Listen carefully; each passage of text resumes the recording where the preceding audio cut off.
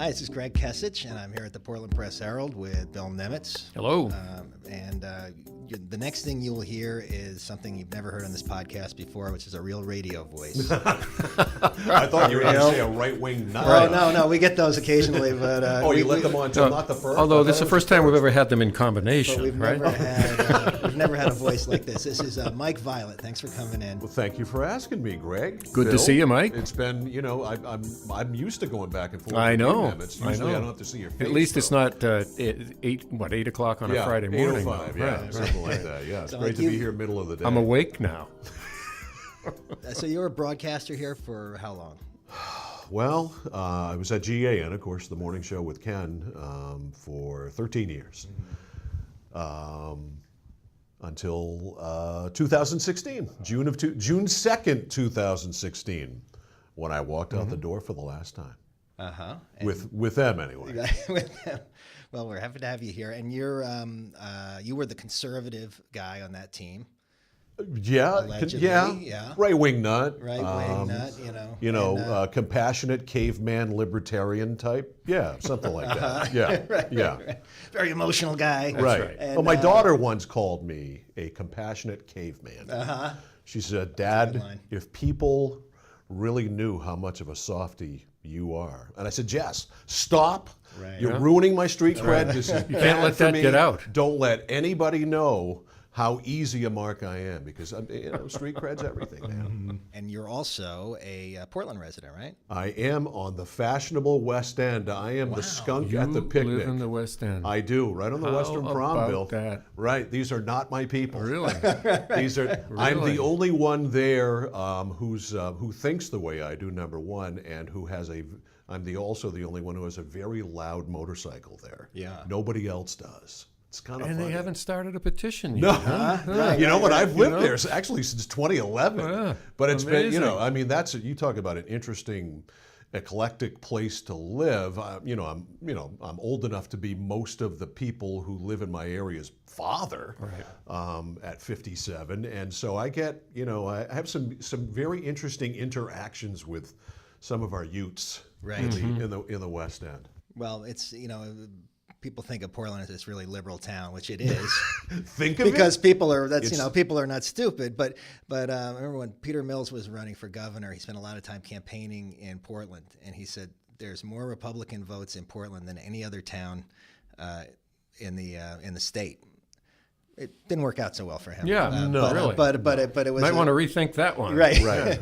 But LePage got a lot of votes here. I think LePage got more votes in Portland than any other town in the state. Well, and there has to be Because some of the nuance size. and context to Yeah. to all I mean, of he that. got creamed. He was But just outvoted numerically. But there was something like 8,000 votes for him. So you're not alone. Thank you, Greg. I appreciate that. No, but you wonder. Sometimes you really do in this town. I mean, since Cheryl Lehman left the council,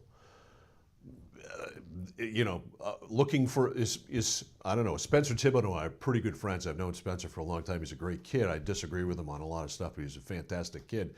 But he might actually be the voice of reason in that world of insanity city council. He and Jill Dewson probably. Yeah, we just spoke with her earlier So today. she's in the middle of a big race for that at-large seat.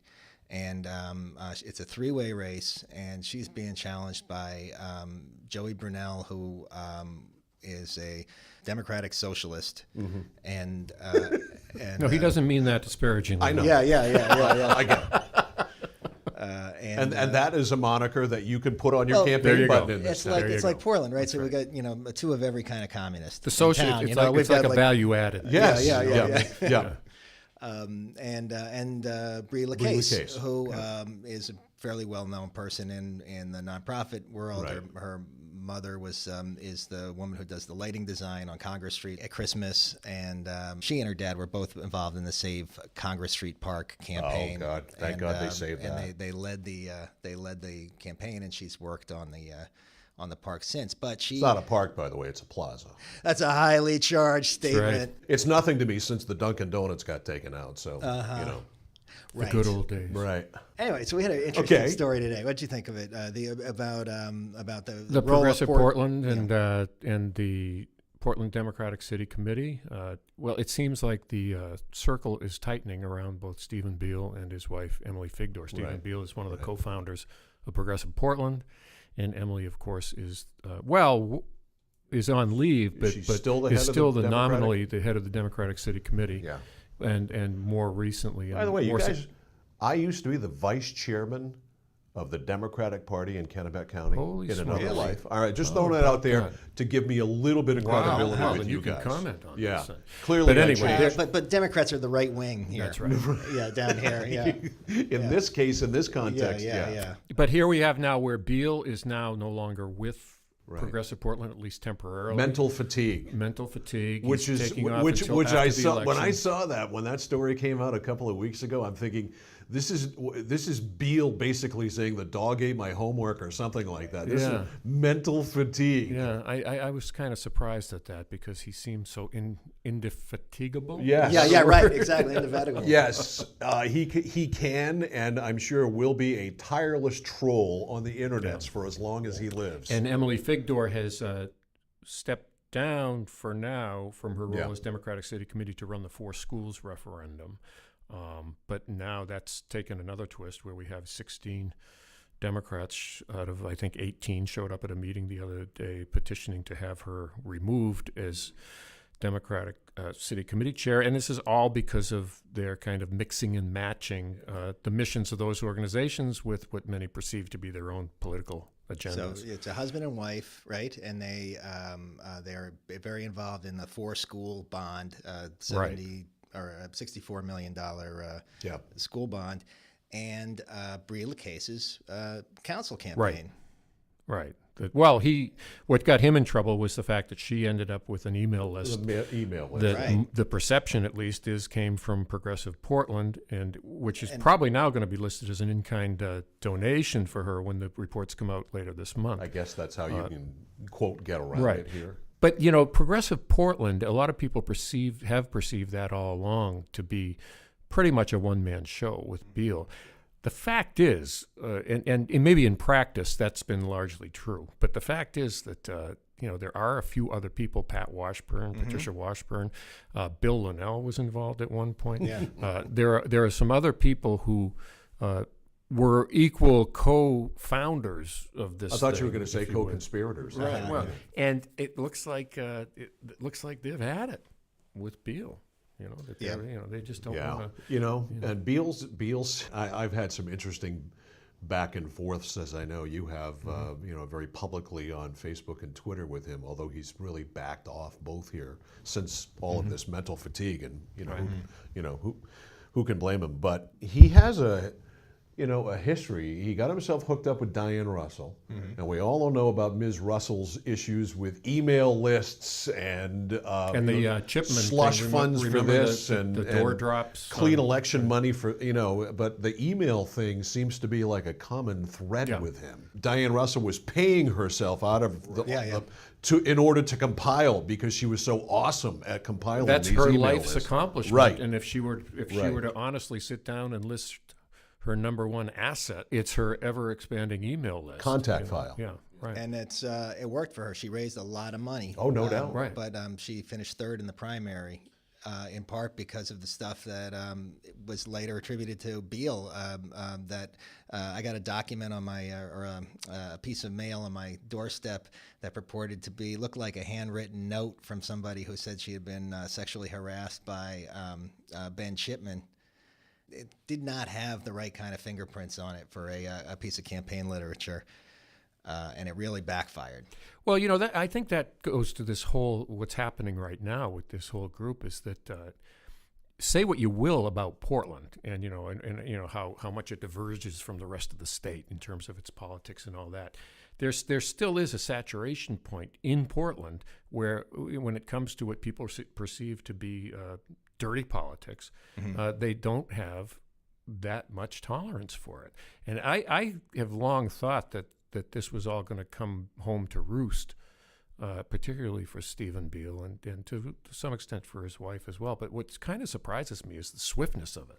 Yeah. And it really has happened. It's happened quite quickly where so many people, I mean, we had conversation earlier today with with Brie as a city council candidate who clearly is doing everything she can right now to distance herself from this organization. When up until now, she's been perceived as their candidate. Right. So she's their candidate. So people are backpedaling furiously away from this thing right now. It's hard to see exactly what they can do for her. I mean, I guess they raised some money for her, and they gave her this email list. But she's somebody with deep roots in the community. She has lots of. I think she wouldn't have had any trouble raising money. I think if she doesn't win this race, they're going to look like they're this albatross, that they'll drag you down. Well, and it's interesting from my perspective to watch this and watch, Democrats, liberals, socialists, communists, whatever name you want to put on them, eat their own here and sort of go at each other. But as somebody who thinks pretty much completely 180 from them, it's fascinating to look at the dynamics of Portland politics to know that there's no Republican who can benefit from any of this. Right. None. All right. There is Cheryl Lehman. I mentioned her earlier. Right. She's, on the outside looking in now. But beyond her, is there a Republican of any significance who's leading or capable of leading any kind of effort to take advantage of this absolute chaos, in some cases, going on with the Democrats, the progressives, the socialists? That's a good point. They abandoned Portland a long time ago. It's been, look, I've worked here for 15 years and lived down here for about 10 now, and there, Cheryl Lehman was the, Well, Mike, you're the guy. No, I'm not. Yeah, there you go. Yeah. No. Do you have anything you'd like to announce? If nominated, I will not accept. If elected, I will not serve. I actually would pay cash money to go into a city council meeting to see you sitting up there. You remember, I don't know, it's probably 25 years ago, Bill, when John Michael got censured by the Maine State Senate? Yes. That would be me. Oh, yeah. I'd be censured every day. Right. All right, because I have, we've argued enough. Right. I don't have the temperament for this. Yeah. I much prefer to sit back and do stuff like this to be able to take pot shots at them. It's a lot more fun. I mean, I can't imagine. And, I don't have a better friend in Portland than Ethan Strimling from a personal relationship. He has been a very good friend of mine. He has done really nice things for me and my family. But I have a limit with Ethan, and he knows where I can't imagine sitting in on one of his dopey city council meetings and being able to restrain myself. Well, I sat in on that one a few months back where they had the... he and Jennings? Or? This was where it all just came out. And, boiled over. And it was one of those situations in which you're in a public session, and, it's being recorded and all that. And you're one of maybe, 150 people in the council chamber. The place was packed. And you're just embarrassed to be there. It's like, I know I want to be here. I know I know this is a slow motion train wreck. I know all that. But there were times, you ever in a room when you feel the entire audience collectively squirming, like this is just so, you felt dirty. This shouldn't be happening. Uncomfortable. And it had descended to that level. I mean, it was just awful. And this was, the hall of power in the city of Portland. Yeah, I know. This is where big decisions are supposed to be made, and all they're doing is basically trading insults. How much they hate each other. Well, wasn't it all going one way? Yes, pretty much. Yeah. Well, yeah. It was. I mean, there was a constant attempt on the mayor's part to push back, but I would call it ineffectual. It's fascinating again for me to watch Strimling, who I think. Again, we are very good friends. This isn't anything that I wouldn't say to him. I might have already. If I haven't, I'll say it here. He can listen to the podcast. We'll get an extra click out of it. But Ethan wants to be liked. He has a desire. He's one of those people. I could care, as you know, less about who likes me and who doesn't. But Ethan really likes to be liked. And I am shocked that we're at this point with him. That's why I thought he actually might make an effective mayor. But I don't know what's gone wrong because I haven't talked to him about this for a while. The confusing thing for me with him is when he ran the second time, it was all about process and how he was going to listen to everybody and he was going to bring people together. Yeah, he was going to be the great listener. He made that a big thing. And he didn't really talk about policy at all. There was none of this, none of the the policy priorities that he's articulated since then were not part of the campaign, and Right. probably because Brennan would have agreed with most of them anyway. Yeah.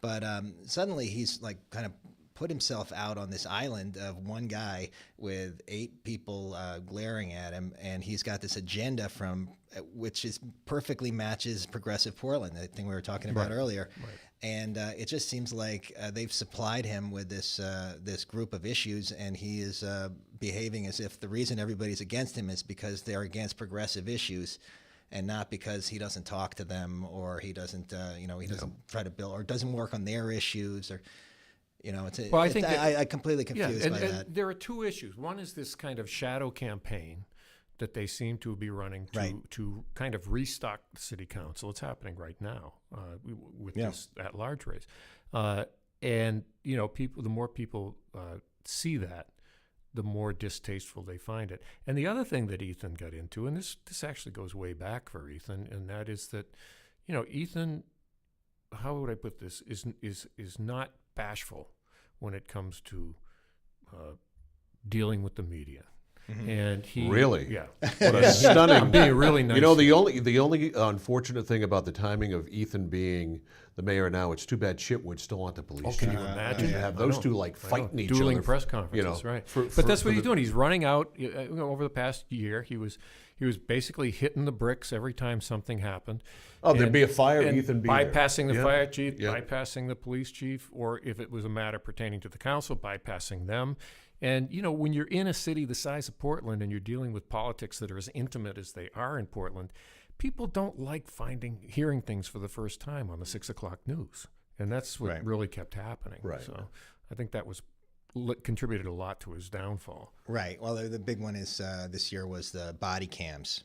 Right. He shows up at the scene of a police-involved shooting. That was the shooting, down on St. John. Right. Yeah. And that it was a situation where you would never have gotten a body cam picture in a million years. The officer was behind a car, way across the parking lot. It was just like a lot of things. It was sad in very many ways, but it wasn't something that would have been helped by a body cam. And that didn't matter though to old Glory Dog. He just had to get his mug on TV and spew his talking points. So Ethan is a lonely guy on the council, and he needs allies, and he's apparently trying to create them by through the electoral process, bringing in people who are going to team up with him. How do we think this is going to play out? Is this progressive Portland going to be able to get a candidate for Ethan coming into the council next year? Well, are we, Brunel and LePages, are they going to kind of split the ballot here? Or? There are some distinctions, but you're right. I think they're perceived as coming from the same side of the spectrum. Right. So I think that bodes well for Doosan. I would agree with you. I think those 2 candidates, the 2 newbies, LePages and Brunel, are kind of going to split the ballot, and I think Jill's going to, be able to walk through the door, and she's, thought of as again in context to this council as reasonable and rational and, not mature. Mature. I mean, she's all of that. So I think that'll help her here. I think, although don't underestimate some of these kids in Portland, some of these younger people, and their desire to grab onto, some really progressive leftist. Some of my walks around the West End, and some of the conversations I've had, they're really looking for some, an alternative. Mm-hmm. So. Yeah, and they have the energy on their side. It's a question of what do they do with that energy? Right. Do you use it toward a positive goal, or do you use it just to tear people down? And I think we're at that kind of tipping point right now, where and this is why I was impressed earlier today by the extent to which LePages went to basically distance herself from progressive Portland. So I think that if anything, you're going to be between now. What do we have? 3 weeks. Yeah. To the election. You're going to hear less, not more. about this. Well, and you know, I think there's a lot of times elections in Portland. You know, there's how people feel inside 295, and then there's Right. outside 295. The other Portland. in the neighborhoods. The two Portlands. Well, yeah. I Right, mean, it's right. just like the two Mains. You know, once you get above the Volvo line there in Lewiston or close to it, here The Subaru line. I think, whatever you want to, you know, pick your foreign-made car. You know, here Or it's you could just say you go into F-150 country. But you know, I think the progressive Portland MO, you know, their way of working is basically a fundraising technique. You know, they do a lot with email, and they do a lot to get people worked up, and that helps you. You know, if you say, "Hey, everything's pretty good in Portland, but I'd like to make it a little bit better. Give me $50," you're not going to get a response. But if you say, you know, there's fascists on the city council that want to take away our, you know, fill in the blank, you might get that response. I don't know that it's enough to win an election, especially an at-large election. That's the key. Yeah, and I think the Greens had most success in the two peninsula neighborhoods in districts with Donahue and Marshall. Yep. But they only John Anton was the only Green that ran at large, and I guess maybe people didn't know he was a Green. Probably not. And his name began with A, and Yeah. it's at the top of the Right. ballot. Right. You know, Yeah. so that always helps. Very scientific way Yeah, to vote yeah. there. you know. Okay. But yeah, and then the other thing is there's polling around this election, and I don't know how you poll an off-year election in Portland. What kind of model would you possibly use to know who's going to show up and vote in a year when there's no, you know? But you've got a couple of hot button ballot questions that are going to probably drive turnout too. I think. Yes. And I think actually that will drive it to the advantage of the Portland Progressive Four Schools crowd, because they're the ones who have pushed for a lot. Well, of the these four ballot schools questions. certainly will turn Yeah. people out. Right. Which way, we'll see. But I think you are going to, if you compare this to other off-year elections in which there weren't significant ballot Right. Yeah, yeah. referenda, this will be higher than normal. Yeah. I think. Yeah. So.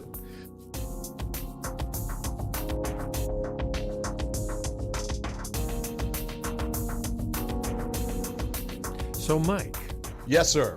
you voted for Trump. I did vote for Donald And I Trump. understand you're experiencing some buyer's or voter's remorse. Yeah, I guess. I mean, I first said before the election that I would vote for Gary Johnson. And then I found out Gary Johnson's basically a dope. And he smokes a lot of it too, which is fine. I'm cool with that. That's no problem. I've certainly had my time there. So, and of course, I could not vote for Hillary Clinton. Never could. So I did. Yeah. I voted for Trump. Did you think he was going to lose? Yeah. Right. Are you kidding me? So it's like a free I shot. didn't. I right? mean, this was the proverbial snow. He doesn't have a snowball's chance. You had in the hell. same look on your face election. Well, maybe not the same, but same reaction election I night could not. that I did. I could not go to sleep without knowing where this was going to go. And I thought at 8:01 that this thing would be clear, that the trends were going to be, and the exit, that this would be over. And then, I mean, I had to stay up and watch. It's almost like a bad car accident now in retrospect. But so I voted for Trump. But I here's what I thought. He's like a 12-year-old boy with ADHD with a Twitter machine. He says a lot of stupid stuff. But once he takes the oath of office, he'll sort of get presidential, and this won't be. And boy, was Yeah, you thought the gravity of the right. office would I overtake literally him. thought that I am the president of the United States, and there is a certain decorum that I ought to follow. And look, and so many things. I mean, we got this whole thing going on now with the Gold Star family and the mother and the wife of this soldier who was killed. We certainly got an inkling into how Trump feels about people who serve, with the John McCain, I like guys who don't get caught reference, which I don't know about you, kind of pissed me off. That's for sure. But again, I voted for him. People ask me now, would you rather have Hillary as president? And I don't know how to answer that. I can see the pain on your face. Yeah, I as mean, you contemplate that it's question. it's no, I would not rather. I don't know what to do with him. We're 6 months or 8 months in, and I don't know. You think he'll go 4 years? Yes. You think he will? Yeah, and I think he'll be challenged within the party. It'll be a dogfight, and I don't know who that person is. I mean, you know, through the primaries, I mean, I jumped from candidate to candidate like a whole bunch of other people until, the inevitable became the inevitable. And Bob Corker. Well, he never did, like his serious, poll it wouldn't numbers among surprise me. Republicans was never really over 40. No. During the whole, but it was like, it was 40 against 18, 40 against 17. Like the other contenders were not doing. But do we all have that like one friend who does really uncomfortable, almost obtuse things, and we point it out, or maybe we think that it's really should be clear to them that kind of behavior sucks, and you shouldn't do that, and we sort of keep hoping and praying that they're going to change, and they never change. That's what we've got here. So let me ask the you. man is 70 years old, and he's not going to change. I mean, this is who he is. So let me ask you this, because we saw this happen with Paul LePage, where you had one example of outrageous behavior after another, and each time everybody said, "Okay, this is it. This is the beginning of the end." And of course, with LePage, it never was, because that 35 to 40% base, whatever there, it is, continually held.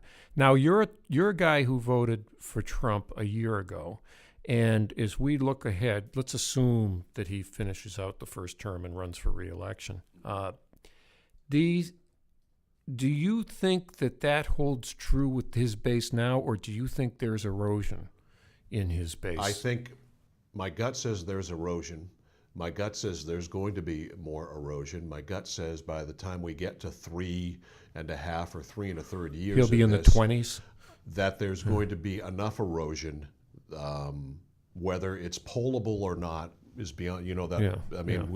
I still think that by the time we get there, there's going to be enough erosion that another candidate or candidates is going to rise from somewhere. I don't know who that is, but my God, do we need, I don't know, a Camelot, a JFK, or somebody.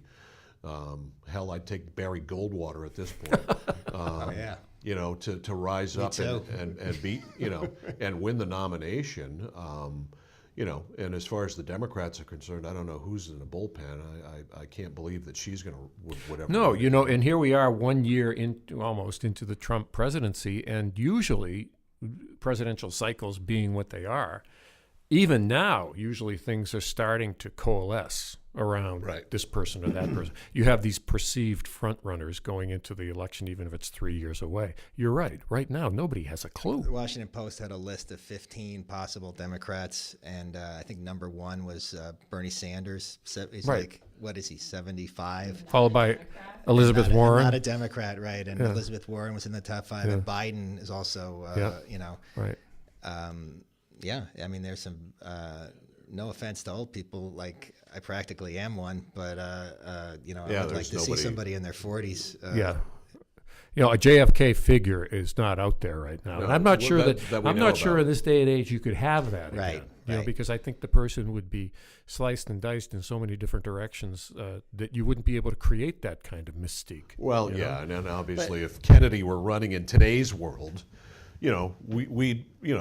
that would have all been sliced and diced, and we would have known, a lot more than we, knew. Yeah, back but in those and days. I think the thing that we could probably all agree on, that the reason Hillary Clinton was such a terrible candidate for last year is that she is, really of the establishment and could not tap into any kind of anger against the establishment, and looked like anybody who tried to did very well. Bernie Sanders and Trump. And people who were like associated with the establishment, like Jeb Bush and Hillary Clinton, got smoked. Oh, it was painful. I was in New Hampshire watching Jeb Bush speak one Police night. clap. Dartmouth. I was there for that. I was there for that. And what you don't realize what happened there was a woman in the front row. He did an applause line, and nobody reacted except for this one woman in the front row who went to put her hands together and then stopped. She realized nobody nobody else else was. was. Right. Yeah. And she was 5 feet away from him. So he looked down at her, and that's when he said, please clap. Please clap. That was lost on all the journalists in the back of the room. Well, They thought you he was know, employing So, the you know, whole we crowd. don't know. In 2020, I imagine people are still going to be mad because the government is not like making anybody's lives better. You know, we're No, any and kind Trump of problem, isn't, the wall isn't getting put up as we speak. You know, And, we're not getting the health care. We're not, Obamacare couldn't, the Republicans, 8 years of complaining about and griping, I think justifiably so about it, and when push comes to shove and they've got a chance to punt it, they can't, and Trump can't help either, can't shepherd anything through either. So unless in the next 3+ years that he's got left, there's some real change of dynamics and actually stuff does get done that even can be perceived by anyone as a positive for me. Well, the tax bill is really his last chance. Yeah. And even now he's waffling on that. Over the weekend we were hearing about how they're going to knock the 401k contribution down to $2,400. And now today he comes out and says, no, that's not going to happen. Boy, and I so gotta we're tell still you, all over the place. There's no sense of direction. I mean, social media gives us so much good and so much bad to go with it. But many of the people that I associate myself with on social media, their ability to absolutely be rump swabs for Donald Trump and anything that goes on is incredible to me. It makes the people who did the same thing for Barack Obama, to me, it's extraordinary. The stuff that they'll overlook, the stuff that they overlooked about Trump when he was running. Right. If you went back and looked at anything of the last 15 or 20 years of this man's life, it was completely diametrically opposite to what he was saying on the campaign trail. And yet all of the people who supported Trump could hold all of that stuff against every other candidate. Jeb was before this, before he was against it. Trump was completely against everything and nobody, it should have given us insight into what was coming. So what is that? Why are people so, you can't say they're blinded. They blind themselves. Why do they do that? Why do we do that? I don't know. They're looking for something. They are pissed off. I think there's way too much emotion attached to this sometimes, and there's not a lot of practicality. They tap into his anger, but not much else. Right. And, now you sit back and you think, he got elected president. Who's next out of this abyss of reality TV, pop celebrities, pop culture, Entertainment Tonight? I mean, I think it's the woman from the Progressive commercials. The Flow. Yeah.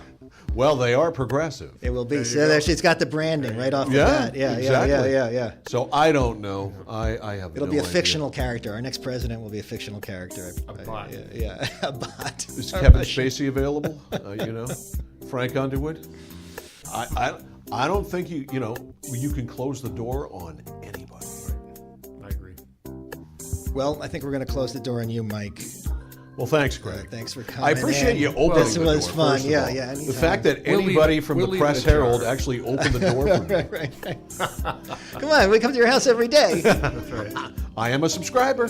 You know Very that. good. We like I that. pay for it. We like that. I pay for it. Which is why you're here. right. Thanks, Bill. This is our new feature, Meet the Subscribers. Thanks for I coming, bring the Mike. hard This copy was of the fun. paper that I get every Sunday, the Sunday paper, up to my 93-year-old father in Waterville every bless you. Sunday Good for you. so that he can hold it in his hands. This is a Press Herald podcast. You can hear past episodes at pressherald.com/podcasts. You can subscribe on iTunes, on Android devices, and stream on Stitcher. Please email comments and questions to letterstotheeditor@pressherald.com. Thank you for listening.